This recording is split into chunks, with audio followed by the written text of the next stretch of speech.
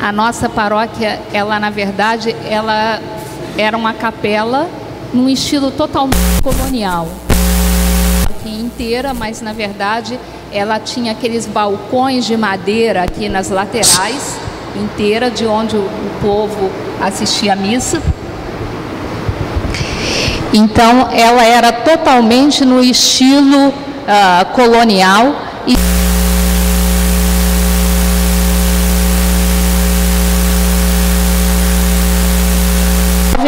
só se preocuparam com uma coisa, em salvar a imagem de Nossa Senhora, que veio de Portugal para a nossa paróquia, e ela é inteiramente de madeira.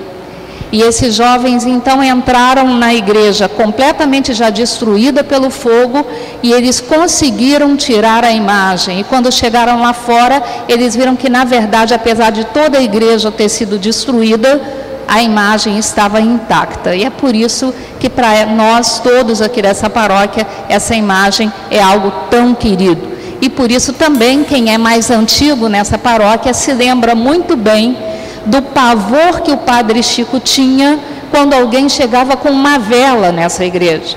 Porque na verdade essa igreja pegou fogo por causa de um velário que existia ali na lateral, que acabou passando para o prédio da igreja. E por isso na Semana Santa, quando a gente faz na verdade a liturgia da luz nas trevas, a gente tem todo o cuidado de pedir aos adultos para não deixar as crianças brincarem com as velas, porque a gente já passou um susto aqui, então a gente sabe o quanto o fogo pode ser perigoso. Pois é, nós tivemos um pequeno erro de comunicação sobre a pregação dessa noite. Porque, na verdade, quando a Laura me ligou para falar sobre a carta do Papa, eu entendi que era para eu falar sobre as 3 fases. E eu soube agora, quando vocês falaram, que, na verdade, as 2 anteriores já passaram. Mas como, na verdade, eu encadeei todas as 3, não dá para começar do 3º ponto. Então, para quem não veio nas semanas anteriores, vai recordar, né? Vai saber. E quem veio vai recordar um pouquinho. Eu peço desculpa se parecer repetitivo. Lucas, você abre para mim? Na verdade, esse documento do nosso Papa, uma carta apostólica às pessoas consagradas, ele foi escrito para abrir o ano da vida consagrada. É a primeira vez que a nossa igreja trata da vida consagrada? Não. Na verdade, recentemente, às beiras do ano 2000, o Papa João Paulo II também dedicou uma carta em atenção à vida consagrada. E a primeira coisa que o Papa Francisco faz é dizer: eu não estou reinventando a roda. Os objetivos desse ano da vida consagrada serão os mesmos que o Papa João Paulo II já tinha colocado há quase 15 anos atrás. E esse ano da vida consagrada é tão importante para a igreja que você já começa a perceber essa importância pela duração. Ele tem início, Lucas, você passa primeiro para mim, filhinho? Ele tem início no dia 30 de novembro de 2014, que foi a primeira semana do Advento, e ele não termina na primeira semana do Advento de 2015. Ele é prolongado até a festa da apresentação do Senhor, que só vai acontecer em fevereiro de 2016. Então é um assunto tão importante que a igreja achou que 365 dias, mesmo no calendário litúrgico, não seriam suficientes para tratar desse assunto. Ok. Então, como eu disse para vocês, ele já começa dizendo: vou apresentar para vocês a mesma proposta de João Paulo II. E o que João Paulo II tinha dito? Ele tinha dito: olha, olhai para o futuro com qual projeta o Espírito a fim de realizar convosco coisas maiores. Mas não é só olhar para o futuro, olha também para a história gloriosa que vocês tiveram como vida consagrada. Porque a gente tem mania de pensar que tudo aquilo que é antigo, é coisa de 1900 e vovó menina, não tem valor.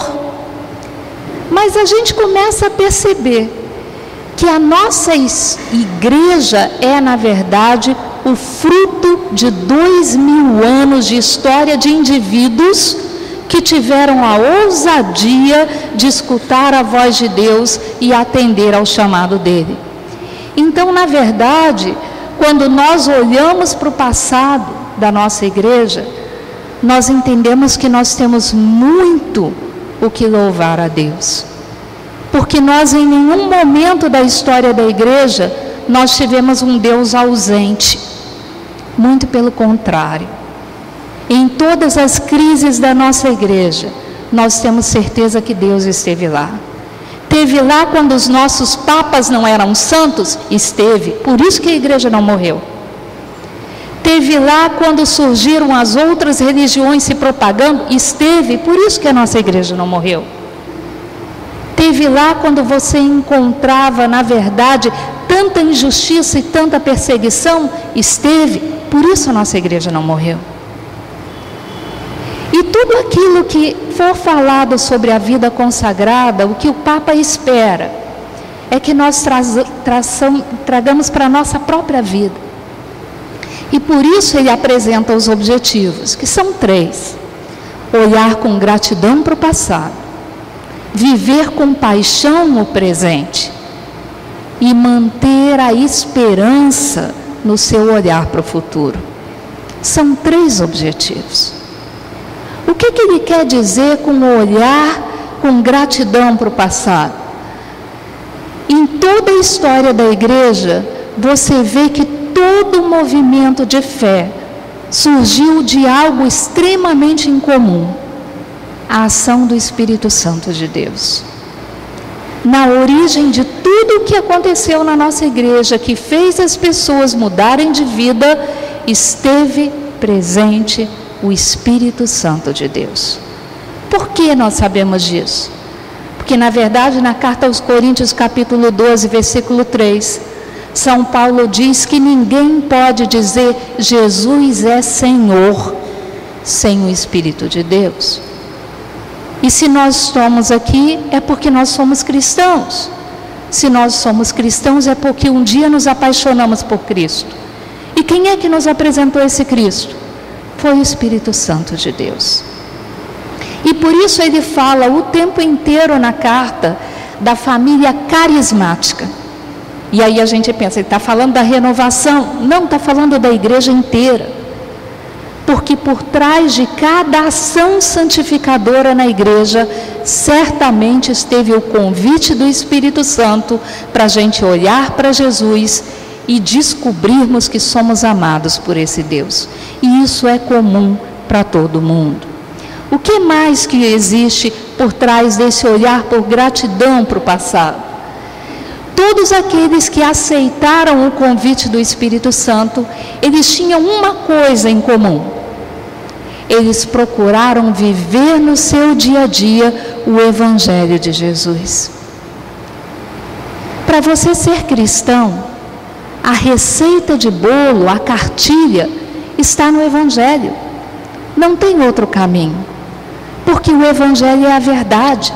Se você quer viver Jesus, você quer seguir essa verdade. Então o Evangelho tem que fazer parte da sua vida.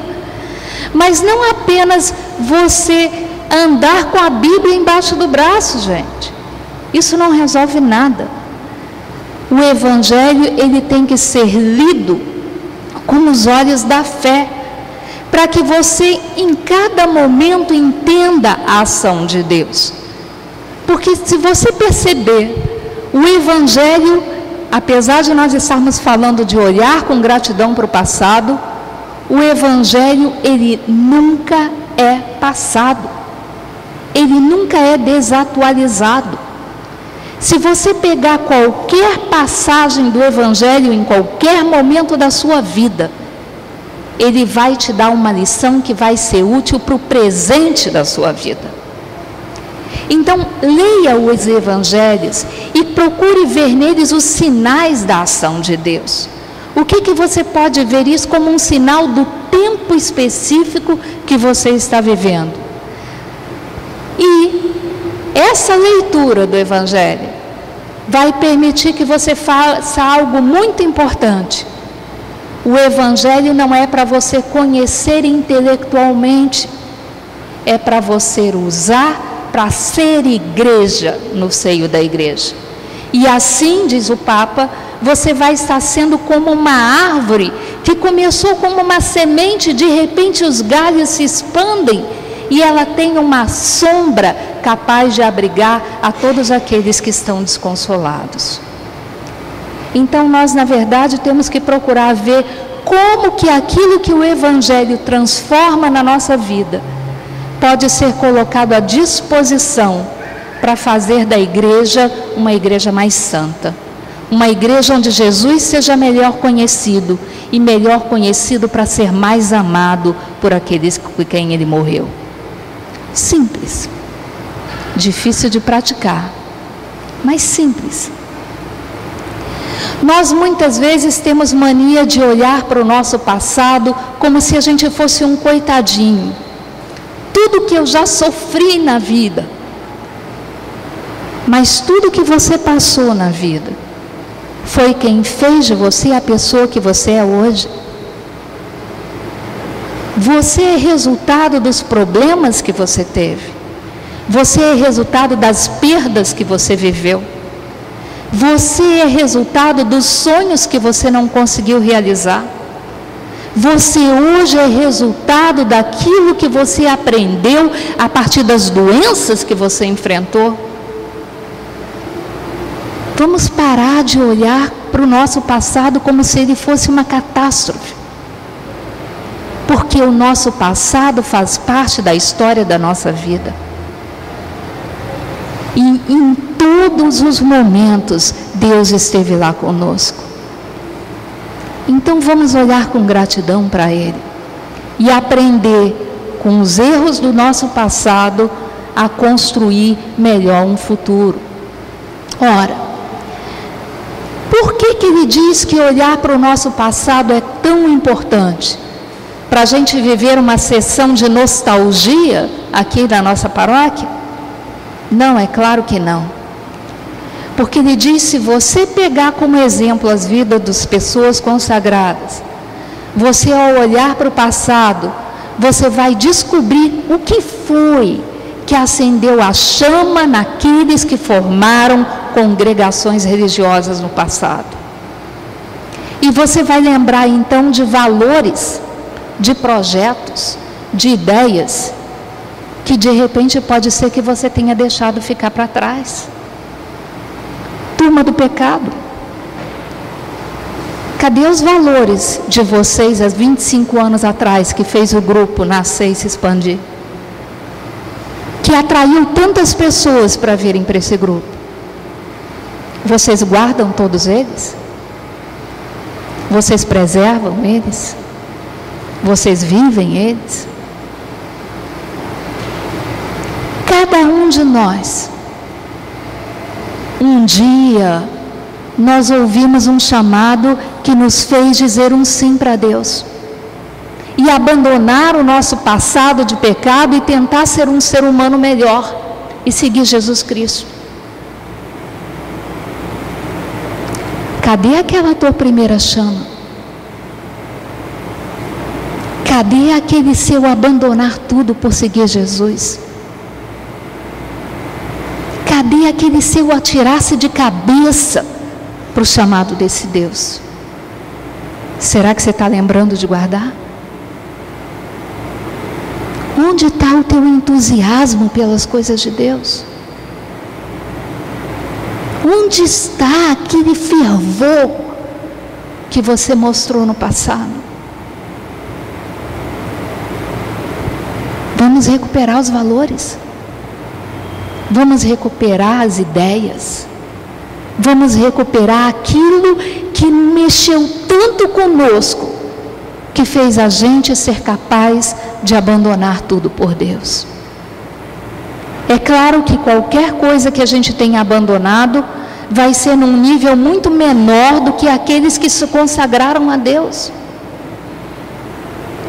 Mas nós, como leigos que estamos aqui hoje, também deixamos algumas coisas. Por que deixamos? porque vislumbramos algo muito melhor que nos aguardava. Um Deus apaixonado por nós. Será que você se lembra que Deus ama você? Será que você se lembra do que Ele foi capaz de fazer para provar o seu amor por você? Então não é sessão nostalgia, gente. É sessão de resgate. Resgate daquilo que na verdade Deus usou para te pescar. E que você na verdade se esqueceu do que é. Ele diz que isso é importante também, porque na verdade os primeiros cristãos, quando abandonaram tudo para seguir a Jesus, eles deram para o mundo um testemunho que fez a diferença, um testemunho de unidade. E na vida consagrada, que são pessoas que largam suas casas para viverem juntas, na sua grande maior parte das vezes, uma vocação única de seguir a Deus, isso é ainda muito complicado. Porque a gente vem aqui uma vez por semana para louvar a Deus, mas quando a reunião acaba, a gente volta para as nossas casas e muitas vezes a gente tira as nossas máscaras. E tudo aquilo que a gente consegue ser paciente na igreja, a gente grita com o nosso marido, a gente persegue o nosso filho. No trabalho é a mesma coisa. Tudo aquilo que a gente cede o lugar, você primeiro na igreja, no trabalho a gente quer passar rasteira porque a promoção tem que ser nossa e não do outro que é um vagabundo.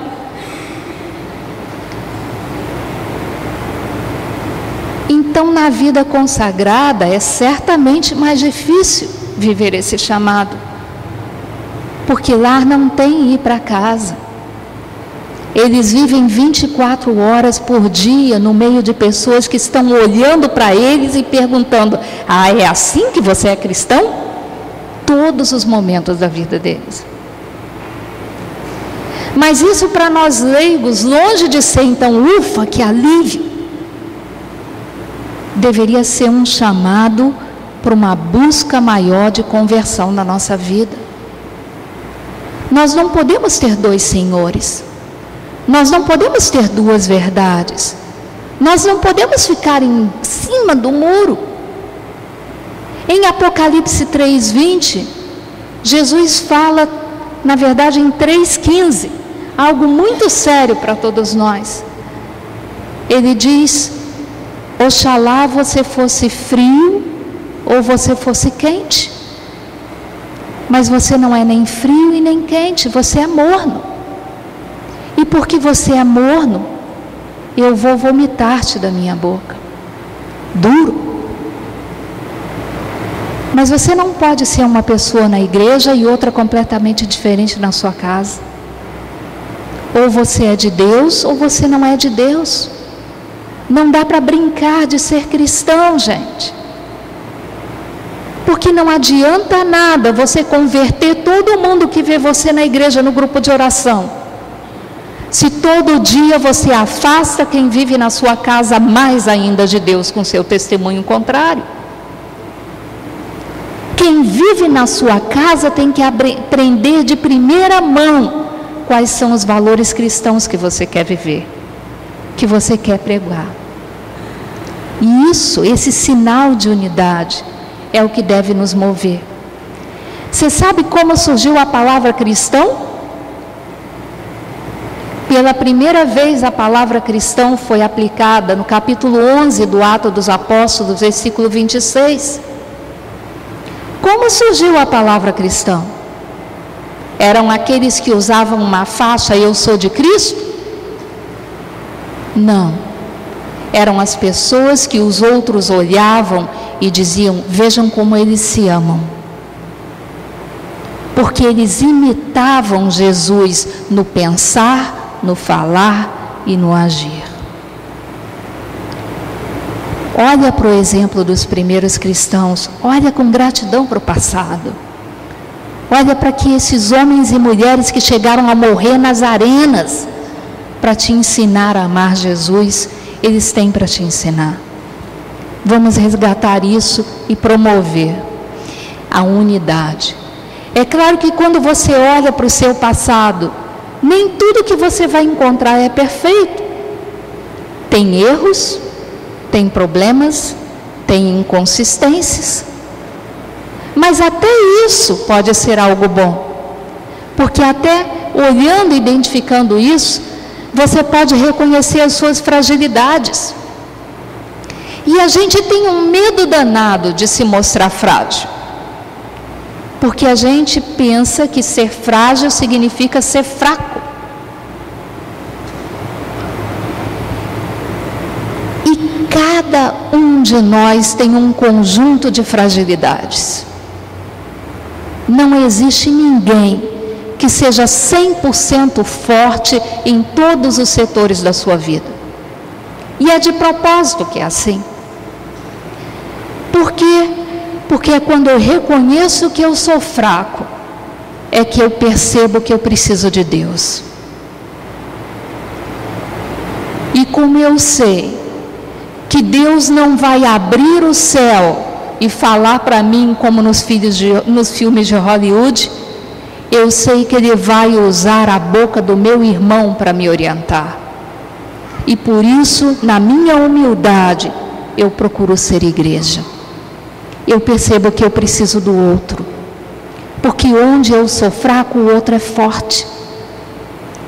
E onde eu sou forte, eu posso perceber que eu posso ser útil ajudando o outro a vencer as suas fragilidades.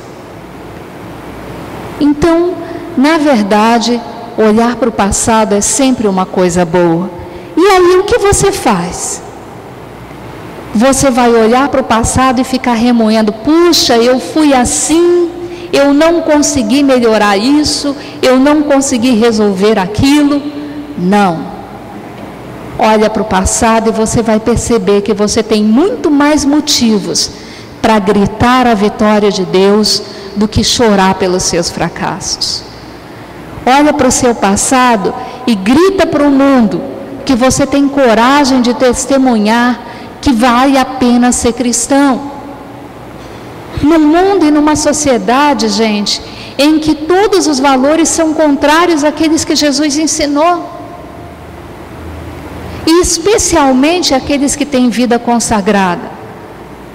Nós pensamos que, puxa, as pessoas abriram mão das suas vidas para se fecharem num convento ou num mosteiro por causa de Deus. Que desperdício! Meu pai costumava dizer assim: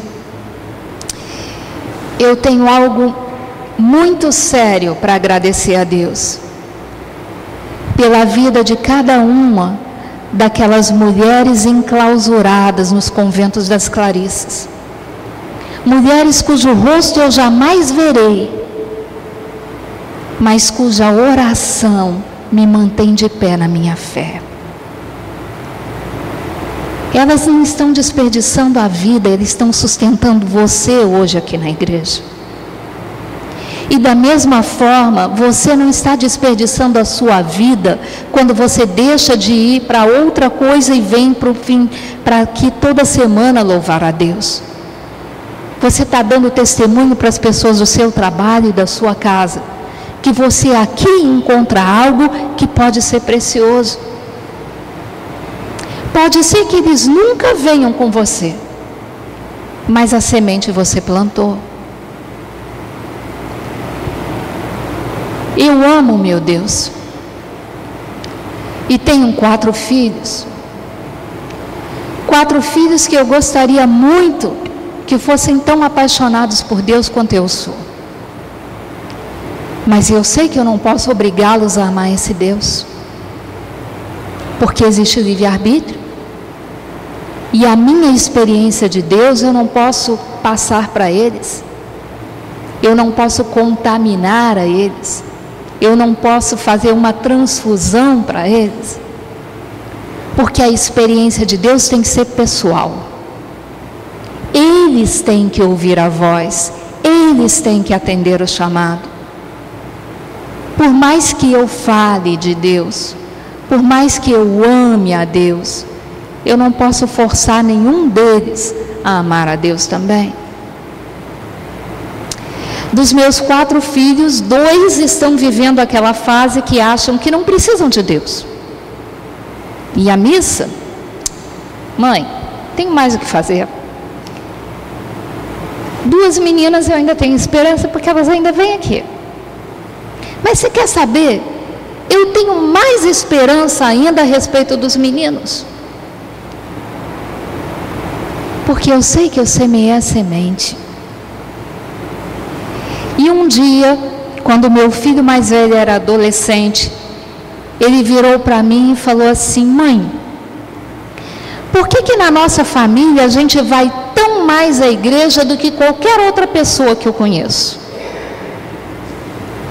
E eu disse para eles assim: meu filho, eu vou na igreja mais do que as outras pessoas, porque talvez eu tenha mais a agradecer a Deus do que as outras pessoas. E ele perguntou para mim: e eu preciso ir com você? Eu falei assim: não, mas eu gostaria que você fosse, para você entender por que eu sou apaixonada por esse Deus. E isso não é algo que eu posso te dizer, eu só posso viver. E algo que você só vai aprender me vendo viver. E sabe por que isso é importante para mim, meu filho? Porque eu não sempre vou estar do seu lado. Um dia eu já não estarei mais. E quando eu não estiver e você precisar, eu quero que você saiba quem você pode procurar. Então eu tenho certeza que eles sabem. Eles hoje estão vivendo a fase filho pródigo. Mas eu tenho certeza que eles têm chance de amar Deus mais do que eu jamais fui capaz de amar. E isso é meu olhar com esperança para o futuro, que é o 3º ponto que o Papa nos recomenda. Mas enquanto no futuro não chega, o que eu procuro fazer é viver com paixão o meu presente. Então, mesmo quando ele diz não vale a pena, eu digo vale. E ele diz, outro dia ele foi muito engraçado, porque meu filho estuda fora e pega a estrada para ir para Itaperuna. E eu digo para ele: quando você chegar lá, você avisa que chegou bem, porque a estrada é perigosa. E ele diz assim: mãe, mas por que eu preciso avisar assim, para eu ficar tranquila? E então ele chegou e mandou a mensagem: mãe, cheguei bem. Aí eu respondi: graças a Deus. Aí o meu filho respondeu assim: graças a ele por quê? Quem dirigiu fui eu. Aí eu falei assim: mas você só chegou inteiro porque ele estava do seu lado. E ele falou assim: puxa, se ele estava do meu lado, podia ter pelo menos se oferecido para dirigir um pouquinho, porque eu estava cansado, ou para rachar o dinheiro da gasolina. Vocês não conhecem meu filho?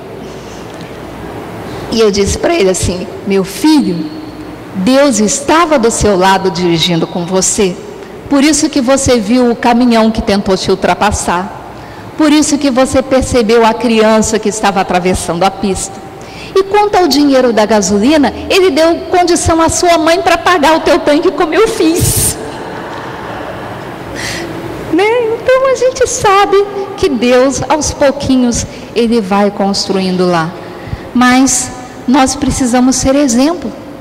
Como aqueles primeiros cristãos foram, nós hoje temos que saber ser exemplo de por que Deus vale a pena em todos os lugares que a gente vive. Ora, se você olhou com gratidão para o seu passado, viva com paixão o teu presente. Nós muitas vezes encontramos um cristão que quando te encontra, ele tem muito mais queixas dos problemas que ele está vivendo do que ele tem motivos para te dizer o quanto Deus foi vitorioso na vida dele. E é por isso que o Papa fala assim: você que tem vida consagrada, que a alegria seja o seu sinal de vida. Porque de que vale você dizer: eu estou indo rezar, Se você vem de cara fechada e volta para casa de mau humor. Nós temos que ser reconhecidos pela alegria, por viver intensamente cada momento, por não nos deixarmos abater pelo peso dos nossos problemas. Vocês sabem de onde vem a palavra alegria, gente? A gente não sabe. A gente pensa que ser alegre, controlo o meu tempo, a gente pensa que ser alegre é mostrar as canjicas o tempo inteiro e estar sorrindo à torta e à doidada. Mas se você pegar o dicionário Nova Fronteira, etimológico da palavra, você vai descobrir uma coisa muito interessante sobre a palavra alegria. Ela vem do mesmo radical da palavra ânimos. E vocês sabem o que significa ânimo? Significa vida. Uma pessoa animada é uma pessoa cheia de vida. Quando você tem aquele programa de mico para fazer, por exemplo, ir no Saara comprar coisas para a festa de aniversário da sua filha num calor de 50 graus no verão do Rio de Janeiro, você está procurando uma pessoa para ir com você. Quem você vai escolher para ir? Aquela pessoa que fica assim, ó céus, ó vida, ó situação, ó calor, ó problema. É esse tipo de pessoa que você vai procurar? Não. Você vai procurar alguém que fala assim, vamos lá, a gente rapidinho vai resolver isso. Vamos botar um chapéu, vamos botar um protetor solar e a gente compra logo tudo. Não é assim? Você não procura uma pessoa animada? O que significa uma pessoa animada, gente? É uma pessoa que não se deixa vencer pelo problema de hoje, porque ela sabe que o sol vai brilhar amanhã. Então ela já vive hoje a certeza da vitória que é certa, porque ela acredita no Deus que é o Deus do impossível. Então ela não se deixa vencer pelo problema, ela supera a dificuldade, porque ela sabe que Deus é maior do que esse problema. Nenhum cristão tem o direito de ser deprimido, de ser triste, porque Deus morreu por você para você ter vida em abundância. Não desperdice essa vida tendo pena de você mesmo, porque Deus certamente sabe até onde você pode carregar o peso, e o resto Ele carrega pessoalmente. Mas nós muitas vezes perdemos tanto tempo reclamando dos problemas, que não percebemos o Deus que está disposto a estender a mão e nos ajudar a passar por cima deles. Passamos tanto tempo tendo pena de nós mesmos, porque aí a gente consegue despertar a misericórdia do outro e assim ter atenção, que não percebemos que podemos despertar a confiança no outro e ter mais atenção ainda, mostrando para ele o caminho de confiar num Deus que é supremo. Então, não leve a vida, viva com paixão a sua vida, cada instante dela. Saiba que tudo concorre para o bem daqueles que amam a Deus. Acredite nisso. Se você olhou para o seu passado, encontrou nele lições e percebeu que em todas as situações do passado da igreja e do seu, o Espírito Santo esteve lá, confie que Ele vai estar também nesse momento que você está vivendo, por pior que ele seja. Pode passar, Lucas, por favor. Ora, o segredo para você viver com paixão o presente, então, são dois: estar atento ao chamado do Espírito, porque Deus é muito claro, o Espírito sopra aonde quer, e é Ele que conduz a igreja, e é Ele que conduz o cristão. Você muitas vezes tem dificuldade de viver um problema e o momento do presente, porque você está querendo levar Deus para a solução que você acha que é a solução desse problema, quando na verdade é o contrário. Quanto maior for o problema, maior tem que ser o seu se largar nas mãos de Deus, para que Ele possa te mostrar qual é o caminho que precisa ser seguido. E, como muitas vezes nós temos uma certa dificuldade de ouvir o Espírito Santo, não é verdade?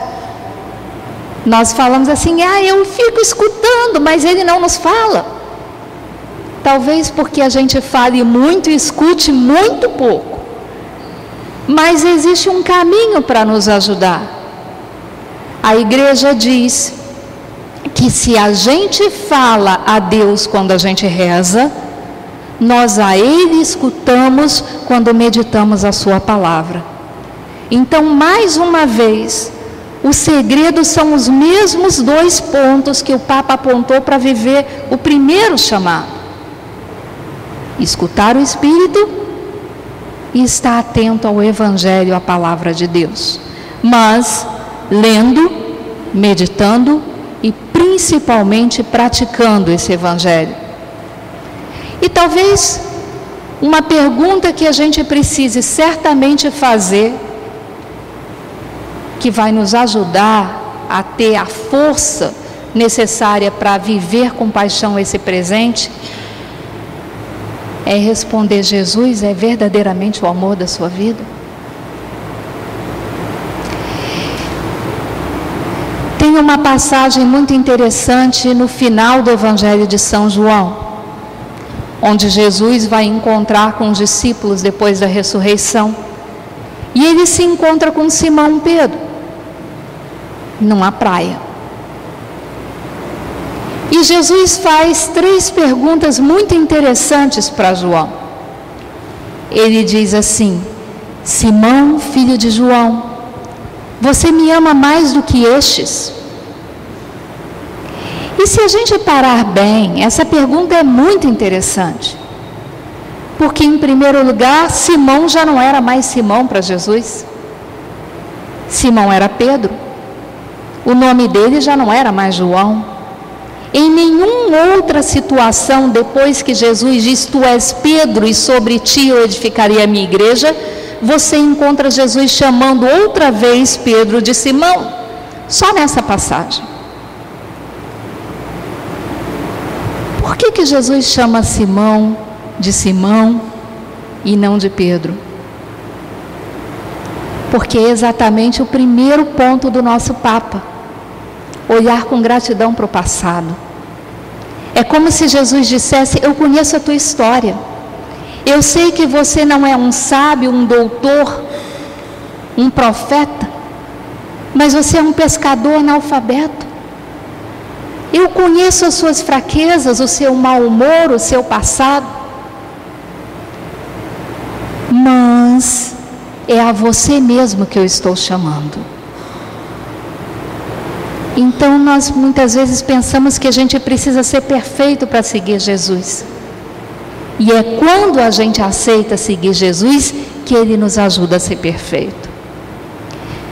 Segunda coisa, Jesus pergunta para João: você me ama mais do que estes? É simples você responder essa pergunta. Você só tem que olhar para os outros. E aí você pode dizer assim: Jesus, eu estou aqui numa segunda-feira à noite numa igreja, ao invés de estar tomando uma cerveja na esquina, então é claro que eu te amo mais do que quem está lá. Fácil para Simão responder: sim, Senhor, eu te amo. E aí Jesus volta para ele e pergunta de novo: Simão, filho de João, você me ama?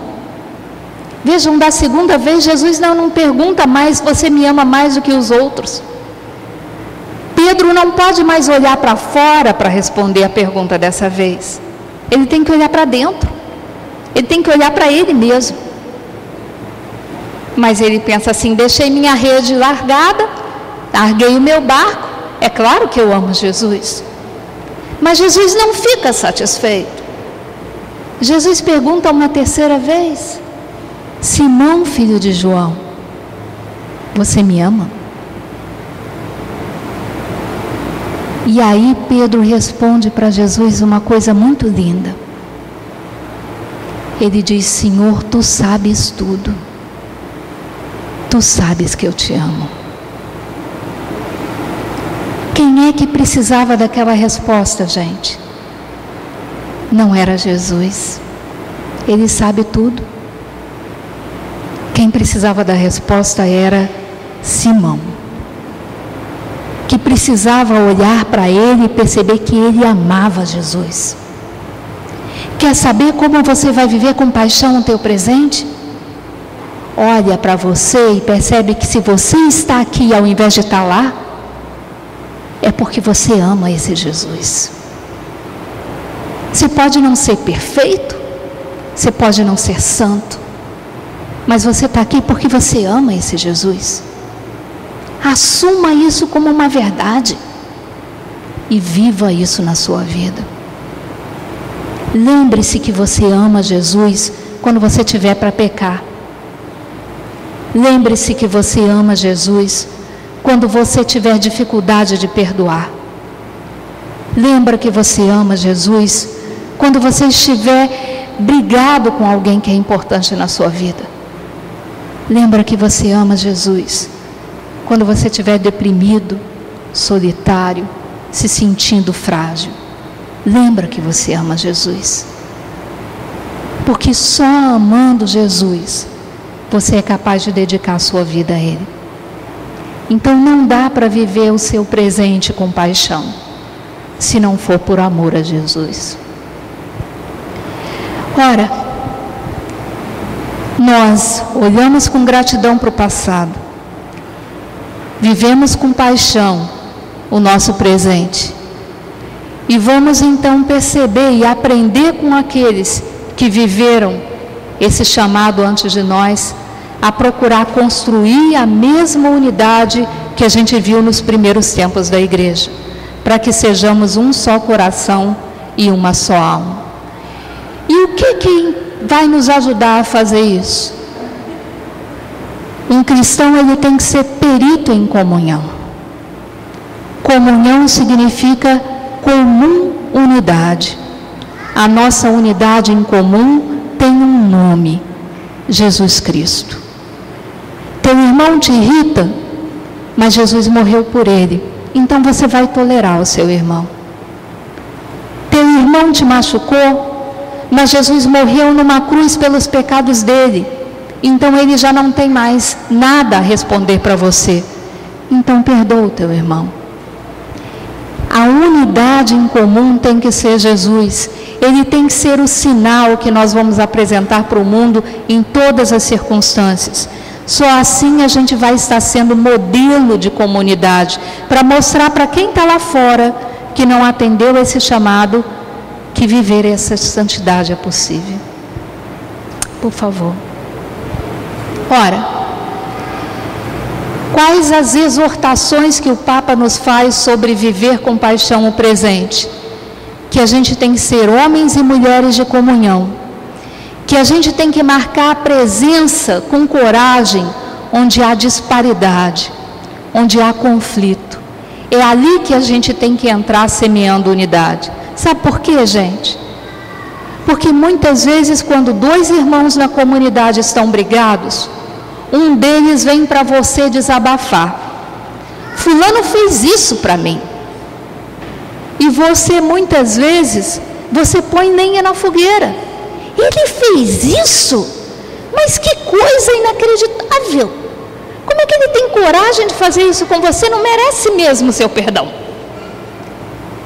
Mas na verdade não é essa a atitude de um cristão. A gente tem que ser ponte. Então onde há conflito, onde há tensão, a gente tem que ensinar o outro a olhar com misericórdia para aquele que está machucando a gente. Só assim a gente vai ser um sinal crível da presença do Espírito Santo, que infunde paixão em toda a igreja, em toda a comunidade. Finalmente, o único ponto que vocês vieram me ouvir, e que é na verdade a última coisa que vocês precisam escutar. Se você olhou com gratidão para o passado e aprendeu a viver com paixão o teu presente, cada olhar para o futuro é mera consequência, porque diz o Papa, olhar para o futuro com esperança nada mais é do que você perceber os horizontes da sua vida. O seu hoje, na verdade, é o futuro de ontem. E o futuro de amanhã vai ser, na verdade, amanhã o teu presente que precisa ser vivido com paixão. Então, quando é que você tem que esgotar esse ciclo de olhar com gratidão para o passado, viver com paixão o presente e olhar com esperança para o futuro? Só quando você já estiver na eternidade. Porque, na verdade, uma coisa é a consequência da outra. Aprender os 2 primeiros passos torna viver o 3º passo algo extremamente natural para você. Ora, o que muitas vezes nos atrapalha a olhar com esperança para esse futuro? Nós vemos hoje um tempo na igreja onde há uma redução forte no número de vocações. Nós não temos muitas religiosas entrando nos conventos ou nos mosteiros, nem nos seminários, nem no nosso salão para louvar a Deus. Cada vez menos gente. Como que você vai atrair pessoas? Vai botar anúncio no jornal, diz o Papa? Você vai fazer propaganda sobre o grupo? Não. Nós atraímos vocações com o nosso testemunho. Se a gente for uma célula de alegria e de paixão por Deus tão grande, que quando a gente reza aqui o chão treme, as pessoas que estão lá fora vão ter vontade de entrar para entender o que passa aqui dentro. Então, se há redução hoje nas vocações, é porque talvez a gente não esteja vivendo os 2 primeiros passos como a gente deveria viver. Os membros são cada vez mais velhos, aqueles que estão, nós então, coitados, né? Mais para lá do que para cá, na nossa curva. Eu então nem se fala. E quando a gente vai ficando mais velho, a gente fica mais ranzinza, mais intolerante, mais intransigente. E isso dificulta cada vez mais a entrada de jovens e agrava a primeira situação. Então, apesar de a gente olhar com gratidão para o passado, mas vamos procurar ter uma mentalidade jovem para perceber que existem novas formas de construir um futuro. E por isso que ele encerra essa sessão fazendo um apelo para os jovens, que espera que nesse ano de vida consagrada seja um momento onde os jovens tenham muita oportunidade para serem ouvidos. E ele faz também um apelo para que nesse olhar para o futuro, aqueles que já atenderam o chamado de Deus, procurem perceber que existem formas diferentes de atender esse chamado. Vocês já experimentaram convidar outros grupos de oração para vir aqui partilhar como é a experiência deles com vocês? Porque é isso que o Papa diz, que as congregações se encontrem, que elas troquem experiência do seu carisma, da sua experiência, para que os outros também possam viver a mesma coisa. É claro que temos grandes desafios, mas o pior deles é o desânimo. O cristão, ele tem que estar sempre aberto à graça que nos aguarda amanhã. Sempre, em toda situação. Mas é claro que muitas vezes a gente está tão voltado para o nosso problema que a gente não percebe que Deus está do nosso lado. Então vamos parar um minutinho e vamos fechar os nossos olhos.